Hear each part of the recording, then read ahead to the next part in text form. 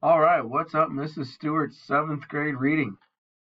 This is your librarian, Mr. Isaac. Y'all are about to embark on your first research project of the year, and I am here to help you out and keep you out of trouble. We're going to talk today about copyright, copyrighted you, what it is, why it matters, how it affects you, and specifically, how does it affect you with things like this research project that you're about to begin. Now, the internet, y'all are familiar with the internet. You use the internet all the time. It's a wonderful a wonderful, dangerous place. It's somewhere that you can go to find images you need for your project, depending on what you're doing. Maybe you want to include some background music, maybe a video clip. You can find it all online. Just about anything you need, you can search for it and you can find it, which means you can copy it and you can use it as part of your presentation. Yeah? Correct? Can you? Can you copy and use anything you find online? Well, the answer to that is actually no.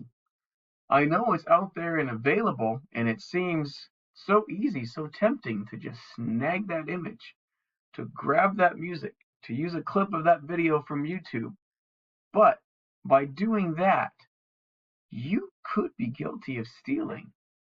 You see, when anyone publishes a work, when they create a work of art, when they publish an image online, when they post a video, when they put music out there for us to listen to, that's their work. It belongs to them. And us, if we use it, we take it and to use it for our own, we could be guilty of stealing someone else's work. And how do we protect ourselves from stealing? How do we protect the things that are created by other people? Well, a long time ago, some very smart people created something called copyright, this idea of copyright. And you've probably seen that symbol before, the C with the circle around it. That stands for copyright. A copyright means that someone has the right to copy. They're allowed to copy and use a published work. The person who creates it owns that copyright, or a publishing company, for example, perhaps they might own a copyright to a book. Okay, they're allowed to copy it, to use it, to distribute it in certain circumstances. We, as not the creators, we can't just use whatever we want. We're taking somebody else's work. We don't have the right, in many cases, to copy and use a published work. We can't just take a song that we like and embed it into our project. We can't just snag a YouTube video. I know there are apps that let you do it. Doesn't mean it's right. You can't just copy a video and use it in your project. Not everything that we find online is legal for us to use for our own purposes. So what are you supposed to do? What's a hard working seventh grader working on a project in Miss Stewart's reading class supposed to do? How do you find images? What is allowed for you to use as part of your project, as part of your presentation when you're done? Well, I've got good news for you, seventh graders. There are ways to safely and legally find images, find music, find videos. We're going to focus on images primarily, but there are ways to safely identify, find, and use images that you find online. So many things, many works, I should say, are copyrighted. We can't just take them and use them. However, there are some creative works that the creators have said, you know what? I'm proud of my work and I want other people to be able to use it. It's not going to be all of their work. Maybe they're just starting out and they want to share it, get their name out there. Sometimes that's a case, but they use what's called a Creative Commons license. So some creative works through Creative Commons are free for us to use. The trick is knowing how to find it, and we'll talk about that here in a couple minutes.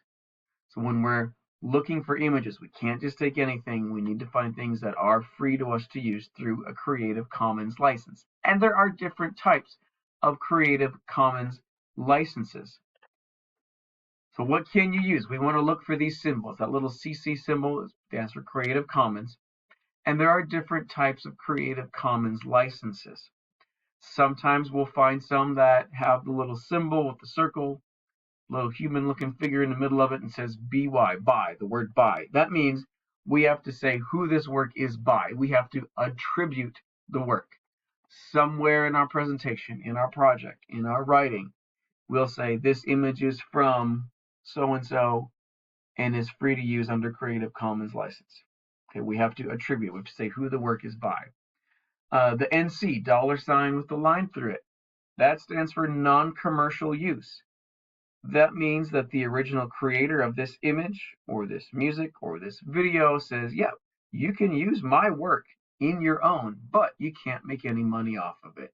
It's for non-commercial use. You can't put it in your work and then turn around and sell it. Okay, you can't use the beats that I made in your song and then turn around and sell it. It has to be non-commercial use. You can't put my image in a presentation and then sell that presentation online. Okay, that would violate that Creative Commons license. And then a little, looks like the Uno card, the circle ending in an arrow. The SA, that means share alike. That means if you're going to use their work, you're going to share alike your work as well. Okay, so Creative Commons, any of these allow you to use somebody else's work as part of your own. Another option you have that falls under Creative Commons and also under United States copyright law is what is called public domain. Some artists will create work, musicians, people who make videos, they will just put their work out there under the public domain. That means there is no copyright restriction. It is free to use. They have said, I want to share my work with the world, and so I'm going to publish it under a public domain license. Now, this also applies to works that have been out there for a long time. They are free to use as well. The copyright has run out and it's not eligible to be renewed. So it's under public domain. You can use it in your own work. Many museums will share, like the Met in New York, will share images online that fall under public domain that you're allowed to use. And we're going to find a way to search for some of these images here in a minute. But public domain is another option. There's no copyright on it. You're free to use it within your project, within your presentation. Okay, so we can use Creative Commons licensed items and public domain items, images, songs, videos that the creators have said free to use. I'm not going to put any restrictions on it. Now, this is what you've been waiting for. How do I find these images specifically for your project in Mrs. Stewart's class? How do I find these images? How do I keep myself safe from a lawsuit? It happens.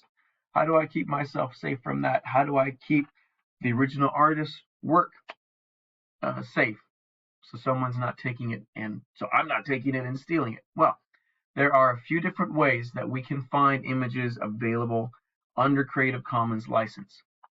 One easy way is to go to search.creativecommons.org. I'll show you what that looks like. If you go to search.creativecommons.org, it looks like this. You can search many different ways. You can search through these different websites, these different search engines.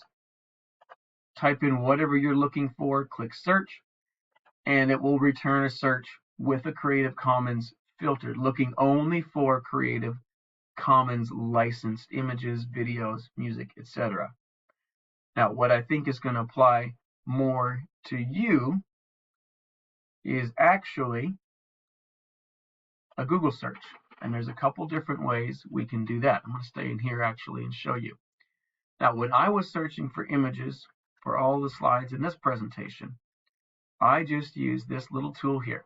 There's two ways to get it. You can click on Insert and Image, search the web, or this little picture button, Insert Image, search the web. Okay, and I typed in, like when I was searching for this image, Creative Commons license. Actually, I'm going to look for Uncle Sam on my first slide. We search for Uncle Sam. In fact, Uncle Sam pointing finger. Let's see what comes up. Here we go. I'm returning a bunch of images with Uncle Sam pointing a finger at me. Now, how do I know I can use these? How do you know when you're searching for your project that you're allowed to use these? Well, we click on the little magnifying glass, preview that image. It's going to make it bigger. And I look down at the bottom.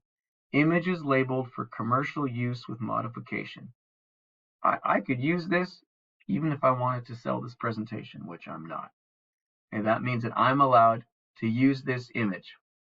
So I can insert it, as I did earlier on the first slide, into my presentation. Now, another way you can search for images is to go straight to Google itself. Here we've got google.com, and I'm going to search for Uncle Sam pointing finger.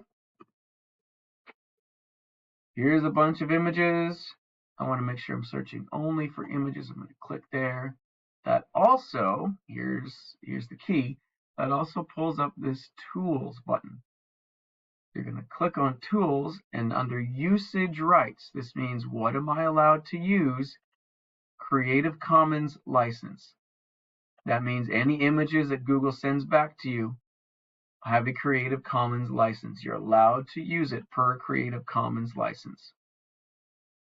And so search for Creative Commons license. Search term, images, tools. Under usage, we click Creative Commons licenses. And those should be safe for you to use, free for you to use, I should say, within your project in Mrs. Stewart's class. Okay, now, you're going to show what you know. We're going to put it to the test. You have a quiz in Google Classroom that you will complete. 3 parts to this quiz. One part, you will explain in your own words as best you can what copyright is and why it's important. You can get up to 10 points. You're going to then have 4 different scenarios that will be presented to you. A student downloaded such and such from this place and they used it in their presentation, for example. Okay, and you're going to mark true or false. This is allowed or not allowed, true or false, and then explain why. Does this violate copyright or not, and why? How do you know? That's up to 10 points as well. Finally, you're going to have 5 different images to search for. I'm going to give you 5 different search strings, and you're going to find 5 images to match that search string, and make sure you are only searching for Creative Commons licensed images that you would be allowed to use, for example, in your presentation. And that's going to be up to 20 points. That's putting the rubber to the road. That's actually showing that you can do the correct search, that you're doing the right thing. Okay, y'all. I look forward to seeing these presentations next time I visit Ms. Stewart's class. If you have any questions, please contact me. I'm happy to help you out.